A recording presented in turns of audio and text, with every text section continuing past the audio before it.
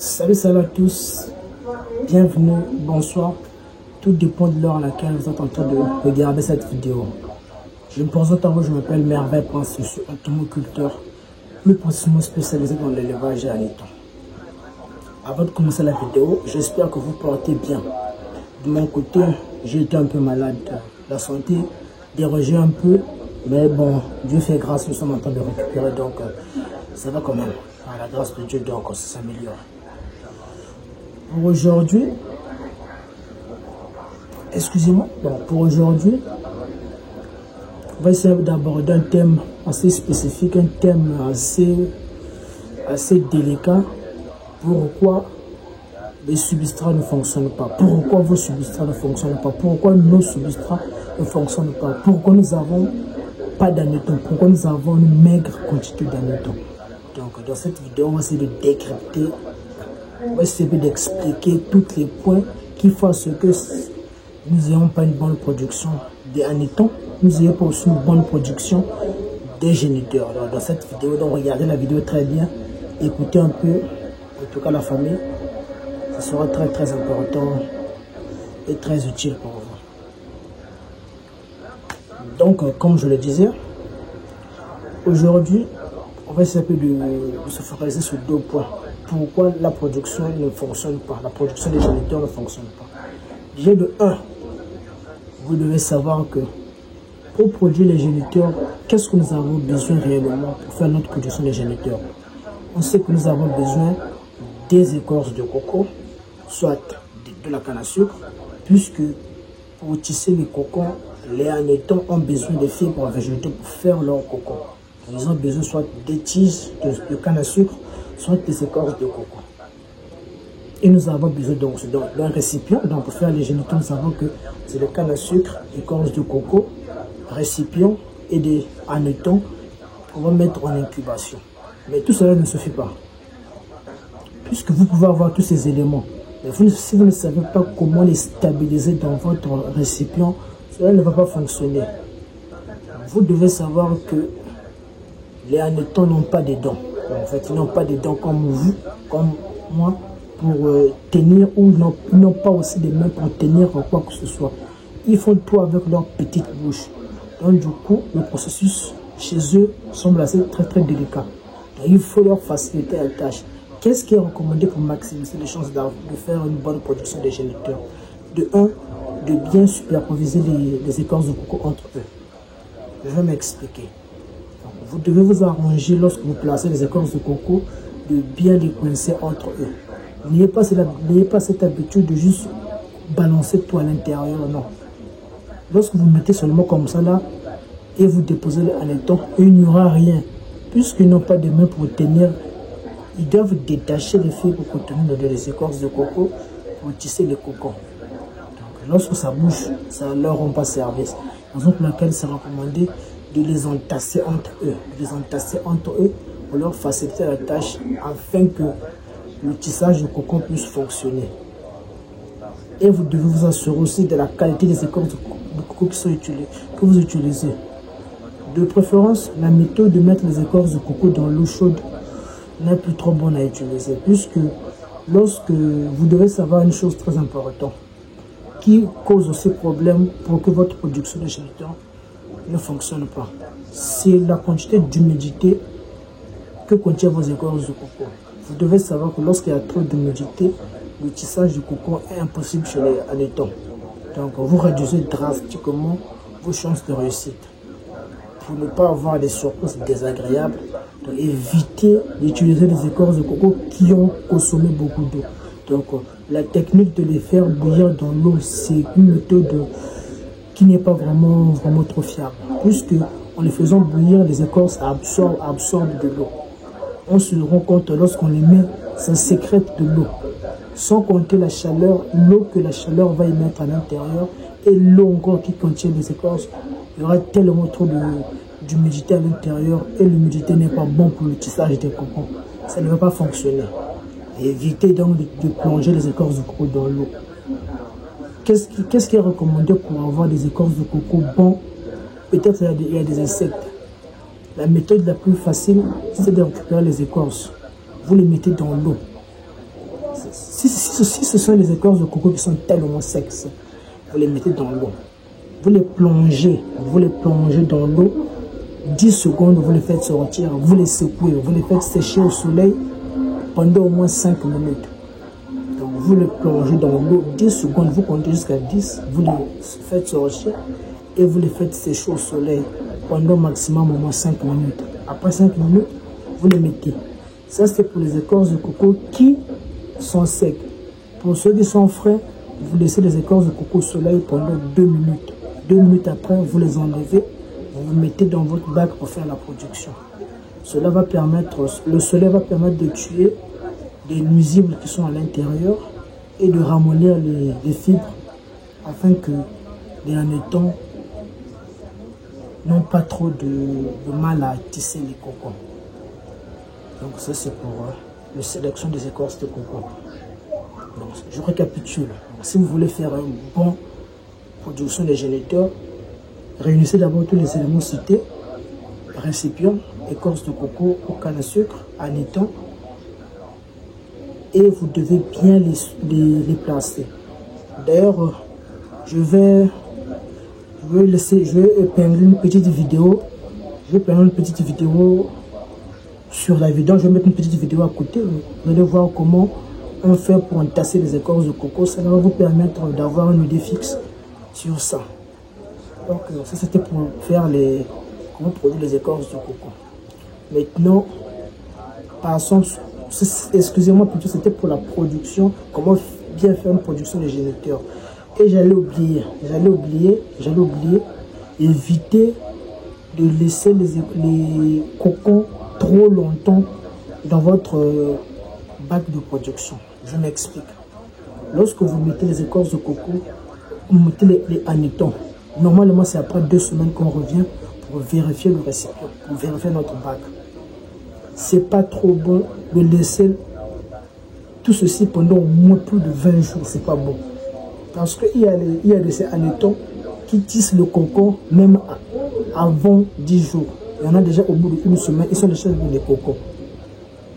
Et la nymphe, donc l'hannetton qui est en train de se transformer en géniteur, a besoin d'un endroit sec pour finir sa transformation. Alors que dans le bac-ci, la chaleur va sécréter de l'humidité. Donc ce bac est humide. Si les cocos mettent trop de temps à l'intérieur, les nymphes vont pourrir. Raison pour laquelle vous regardez à l'intérieur, le processus n'a pas fonctionné. Vous ne savez pas pourquoi. Les nymphes ne supportent pas la fraîcheur, ne supportent pas la fraîcheur. Donc évitez. Voilà pourquoi il faut être toujours vigilant dans le domaine des hannetons. Il faut être prudent, il faut avoir un cahier. Et il faut noter telle date, je dois revenir. Lorsque ça fait plus de 20 jours, il y a certains nymphes qui ont déjà commencé la transformation. L'humidité présente ralentit le processus, ça leur tue à l'intérieur. Des fois, vous pouvez récolter 100 cocons, et les 100 cocons, vous avez 10 géniteurs, vous avez 20 géniteurs. Les autres ont pourri. Eux, ils n'ont pas pu supporter le taux de fraîcheur à l'intérieur. C'est toujours recommandé de revenir 14 à 15 jours pour vérifier et récolter vos cocons. C'est toujours mieux pour éviter d'avoir des pertes inutiles. Ça, c'est pour la production des géniteurs. C'est pour optimiser une bonne production des géniteurs. Pour le cas de la production de l'art, c'est là où les choses deviennent un peu plus compliquées. Je m'explique. Le choix de l'aliment a un impact énorme sur la production des hannetons. Le choix de l'aliment. Vous pouvez avoir tous les aliments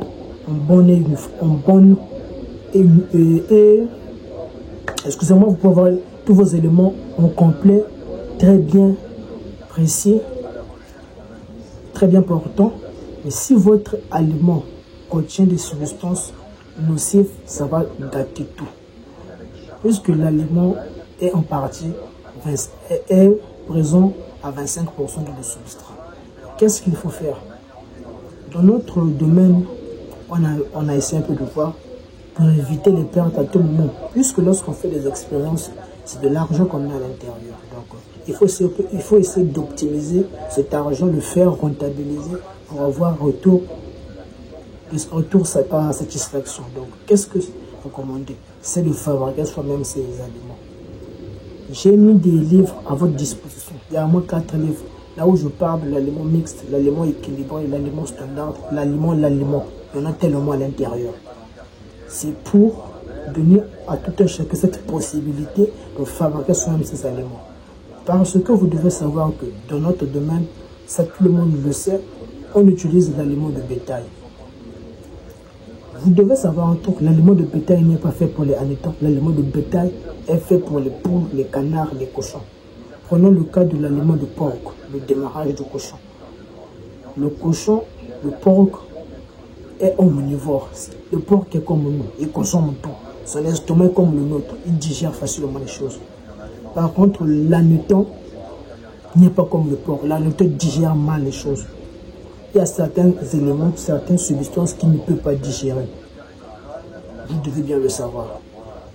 Il y a certains éléments que le hanneton ne peut pas digérer. Voilà pourquoi ce n'est pas trop recommandé d'utiliser à tout moment l'aliment de porc. Puisque des fois on met des substances chimiques pour booster le volume du porc, qu'il puisse bien grossir. Et chez nous, le chimique, c'est interdit. Puisque si on s'entête à utiliser des solutions chimiques, cela aura une image pas bonne dans notre domaine. Puisqu'à la base, les hannetons, dans le palmier, dans les saboutiers, les raffias, il n'y a pas de chimique, tout est naturel. Donc, on doit toujours s'arranger de rester dans le naturel. Qu'est-ce qui est recommandé? C'est de faire soi-même son propre aliment. Comment on fait son aliment? On achète des intrants. Je vous prends un exemple assez simple qui peut vous aider. Vous pouvez noter. Donc, prenez un cahier, notez. Ça pourra vous aider. La fabrication d'un aliment assez simple. Vous achetez du maïs. Le maïs jaune, bien sûr. Vous l'écrasez. Vous devez l'écraser jusqu'à la réduire à l'état de farine. Vous achetez du sang de blé. Ce qu'on appelle par le remoulage. Le sang de blé ou le remoulage. Vous achetez avec du tourteau de soja. Ces 3 éléments mélangés, la farine, vous donne un mélange assez constituant qui est égal à l'aliment de porc. Ces 3 éléments que je vous ai cités mélangés vaut au moins l'aliment de démarrage du porc. Puisque du fait de l'aliment de porc, on met le tourteau d'arachide, on met du tourteau de palmier. Ces 2 éléments que je viens de citer ne sont pas bons pour nous.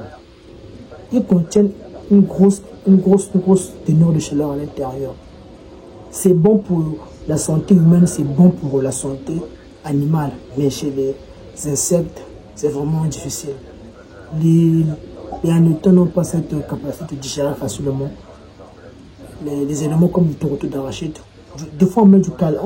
D'ailleurs, on met le calcaire dans l'aliment de porc. On met le calcaire, on met beaucoup de choses qui, pour moi, ne sont pas vraiment assez bons. C'est trop toxique. C'est bien pour le porc. Chez les hannetons, c'est pas bon. Donc, c'est mieux recommandé d'acheter ces éléments. Le maïs jaune est présent dans tous les pays du monde. Le remoulage, le sang de blé est présent dans tous les pays du monde. Le soja est cultivé dans tous les pays du monde. Donc ces 3 éléments cités, vous les réunissez, vous les écrasez, vous réunissez. Vous pouvez faire un sac de 25 kg. Vous enlevez un peu, 1 kg dans chaque bac, vous composez. C'est l'exemple que je vais donner. Si vous voulez connaître d'autres, l'aliment standard, l'aliment équilibré, l'aliment mixte, l'aliment complexe, l'aliment simple, là, j'ai mis à votre disposition des documents qui peuvent vous aider. Si vous voulez avoir ces documents, vous regardez en bas des commentaires. Il y a un lien WhatsApp qui est là. Vous nous contactez. On va vous envoyer vos documents. Si vous êtes aussi intéressé par la formation, cliquez sur le même lien sur WhatsApp. On pourra se retrouver. Donc, revenons sur notre sujet. Là, j'ai parlé de l'aliment. En deuxième lieu, l'endroit où vous stockez vos choses. Vous devez savoir que l'endroit joue un grand rôle dans tout le processus. Je prends le cas souvent excusez-moi, le cas de certains frères et sœurs camerounais qui m'écrivent de fois.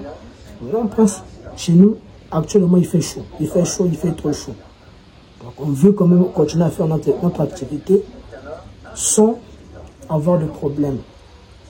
Déjà, on avait réfléchi sur ça, on a conçu des substrats adéquats qui peuvent résister à la chaleur. Mais la méthode la plus simple, le moyen le plus efficace, ça va de soi pour tout le monde. Vous devez avoir une pièce qui a une grande ouverture.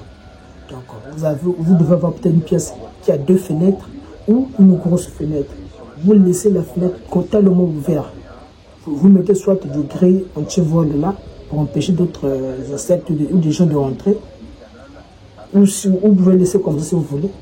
Vous devez avoir une fenêtre un peu grosse que vous devez ouvrir du matin jusqu'à 17h30. L'air doit circuler à tout le monde dans cette pièce. Puisque lorsque vous entassez les bacs, vous entassez, ça va générer de la chaleur. Lorsque la chaleur se répand totalement à l'intérieur, au manque de fraîcheur, ça va assécher les bacs. Lorsque les substrats seront secs, les géniteurs et les hannetons ne pourront pas survivre, ils vont mourir. Ils ont besoin de ces 2 températures à l'égalité. Ils ont besoin de la fraîcheur, tout comme ils ont besoin de la chaleur. Donc vous devez vous arranger à ce que les 2 températures soient égales pour que les choses puissent fonctionner. Et comment s'assurer que les 2 températures sont égales? Ouvrez votre pièce, la fenêtre du matin, 7h30 ou 8h30 jusqu'à 17h30. Le soir, vous fermez. Le matin, vous ouvrez. Donc, toute cette journée, la pièce va accumuler de la fraîcheur. Et lorsque vous fermez, la pièce va générer de la chaleur. Donc, ils ont eu de la fraîcheur du matin jusqu'au soir. Et dans toute cette soirée, ils ont de la chaleur. Les 2 températures sont égales. Et ils pourront survivre tranquillement. Voilà le plus grand secret. Et passons à la phase de la quantité d'eau qu'il faut utiliser. Certains échouent plus sur la quantité de l'eau qu'il faut utiliser. Vous devez savoir un truc très important. L'eau est utile juste pour ramollir les éléments et les mélanger. Dans le domaine de hannetons, l'eau a un but seul, de faire le mélange et de ramollir les éléments. Si vous mettez beaucoup d'eau à l'intérieur, rassurez-vous que vous êtes en train de courir à votre perte. De 1, lorsque l'eau est en grande quantité à l'intérieur du bac, ça éparpille les nutriments de gauche et à droite. De 2, les éléments ne sont plus solides, donc les hannetons ne peuvent pas les consommer correctement. Ça devient de la bouillie, ils ne peuvent plus rien consommer à l'intérieur. De 3, l'eau est responsable à 75% de la mort des géniteurs. Donc, lorsque vous ressentez que votre bac, l'eau est visible, si vous vous entêtez à garder votre bac comme ça, là, vous réduisez drastiquement vos chances de réussite. En même temps, vous exposez les géniteurs à une mort prématurée. Donc, la quantité d'eau doit être respectée. Vous devez mettre de l'eau de manière progressive. Votre mélange, au final, doit être pâteux. Donc, ce mélange doit être pâteux, c'est tout. On n'a pas besoin de voir l'eau à l'œil nu comme cela. Si l'eau est visible, arrangez-vous à diminuer de manière drastique un peu d'eau. Au final, le mélange doit être juste pâteux pour que lorsque les hannetons seront à l'intérieur, ils puissent consommer les éléments facilement et les digérer facilement. Là, ils pourront grossir puisque les éléments sont regroupés. Ils ont la facilité de les broyer un peu. Ça, c'est pour la part de la quantité de l'eau. Et on parle en termes de pondoirs. Je parle souvent des pondoirs. On va me demander, merveille, c'est quoi les pondoirs? Les pondoirs, ce sont des morceaux des écorces de coco qu'on découpe, qu'on dépose sur le substrat. Donc des morceaux des écorces de coco en forme de carré que vous déposez à l'intérieur. Ou si vous voulez, vous pouvez prendre 3 ou 4 morceaux de canne à sucre que vous découpez, vous déposez. C'est ce qu'on appelle par pondoir. Les géniteurs pondent à l'intérieur. Dans le palmier, ils pondent dans des tissus du palmier. Donc en fait, vous devez leur faire répéter cette habitude. Ils sont habitués comme ça là. Donc vous devez faire répéter cette habitude pour maximiser les chances d'avoir une bonne production.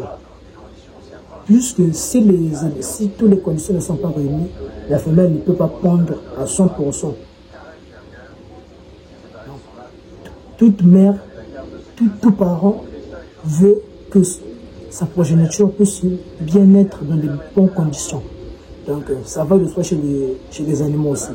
Donc, tant que les mêmes conditions ne sont pas réunies, elles ne vont pas prendre action pour ça. La quantité sera réduite. C'est pour dire que vous devez essayer un peu de réunir les mêmes conditions. Donc, créer des pendants.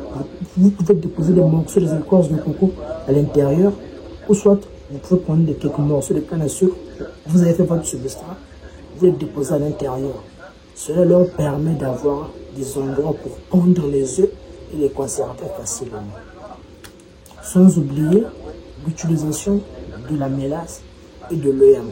Pour ceux qui se demandent c'est quoi la mélasse, j'ai fait des vidéos sur ça. Regardez dans la section vidéo, il y a au moins 4 ou 5 vidéos dédiées sur ça.